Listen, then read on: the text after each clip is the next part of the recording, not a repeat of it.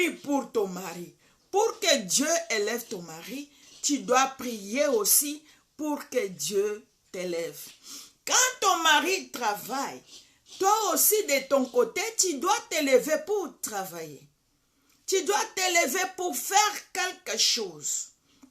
Donc, ne fais pas que l'homme soit le centre de ton bonheur. Quand tu fais que l'homme devient le centre de ton bonheur, tu vas souffrir de la jalousie et de la solitude. Mais quand ton mari va au travail, toi aussi tu vas au travail ou bien tu vas faire quelque chose, je crois qu'il y aura quelque part la paix.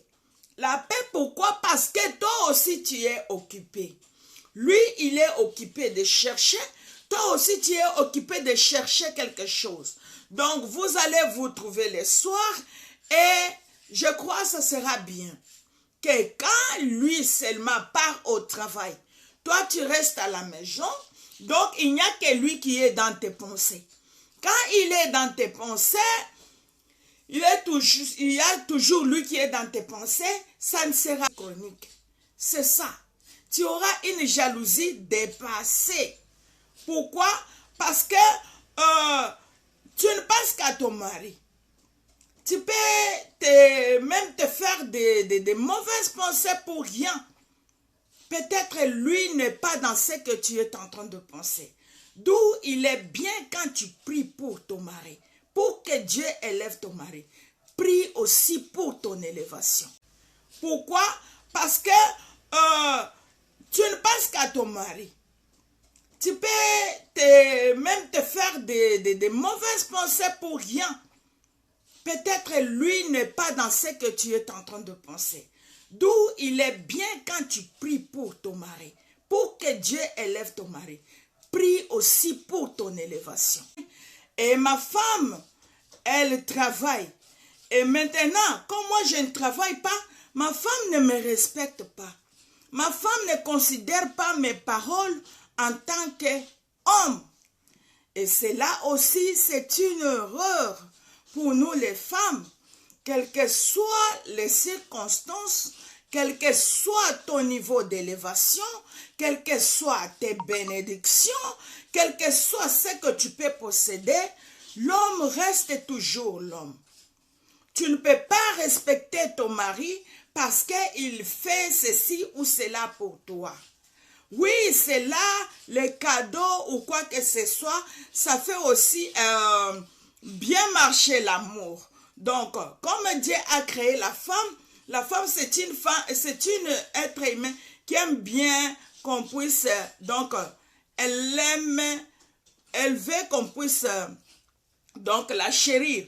C'est ça. D'où, si, par exemple, ton mari avait de l'argent, et par après, il n'en a pas, c'est inutile de changer des attitudes. Pourquoi? Parce que tu peux te comporter très mal aujourd'hui parce qu'il manque de l'argent et demain l'Éternel peut encore le bénir. Je ne sais pas quelle sera ton attitude. Donc, il faut bien se comporter de la même chez les hommes. Quand tu as ta femme, traite-la comme ta femme. Le bien matériel ne peut pas vous séparer. Parce que le bien matériel, vous pouvez les trouver. Et tout comme vous pouvez aussi les perdre. Il y a les gens qui étaient trop riches, mais ils ont tout perdu. Tu vois? Et si votre amour est sincère, rien ne peut vous séparer. Rien ne peut aussi détruire votre union. Parce qu'il y a de la sincérité, ce n'est pas l'argent qui vous a unis. C'est l'amour qui vous a unis et l'argent est venu. Ce n'est pas seulement les femmes ou les hommes, c'est de tous les côtés. Nous devons aussi savoir à aimer avec un amour sincère. Pourquoi? Parce qu'aujourd'hui, nous avons beaucoup de confusion dans les couples. Les couples commencent à 0 à 2 Et quand l'autre est béni, il change l'attitude, il laisse l'autre dans la souffrance, lui il est élevé, et surtout nous voyons cela chez les hommes, même chez les femmes aussi changent, ne considèrent pas leur mari, les hommes aussi changent, ne considèrent pas leur femme, ils changent parce qu'ils voient que les hommes aussi disent, il y a de ces hommes-là qui disent, tu n'es pas de mon niveau, parce que lui, il est élevé. Donc, toi, tu es resté par terre. C'est vrai, tu n'es pas de son niveau, parce que lui, il est maintenant en haut. Quand bien même vous aviez commencé ensemble, lui, il a monté. Toi, tu es en bas. Donc, tu n'es pas de son niveau, c'est vrai. C'est pourquoi, quand ton mari se bat, ma fille, ma soeur, ne reste pas les mains bras croisés. Ne croise même pas tes pieds. Cherche partout le moyen de faire quelque chose. Cherche partout les moyens de construire ta vie. Cherche partout les moyens d'aller même étudier. Tu peux faire même d'aller étudier si tu le souhaites. Si tu ne parviens pas à étudier, va faire même le business. Donc, tu dois apporter quelque chose dans ta maison. Tu dois être une femme indépendante. Pas une femme qui dépend de tout de son mari. Pour acheter quelque chose, même pour envoyer quelque chose, donner quelque chose à ta mère, tu dois toujours demander à ton mari. Ce n'est pas bien.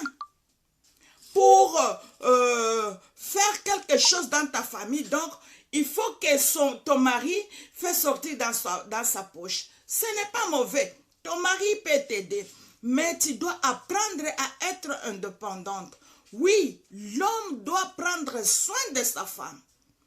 Donc, l'homme doit prendre soin de sa femme selon la parole de Dieu, selon la Bible. Mais le monde actuel ne le permet pas. Même si l'homme prend soin de toi, bats-toi de ta façon. Bats-toi de ta façon. Cherche aussi à être indépendante.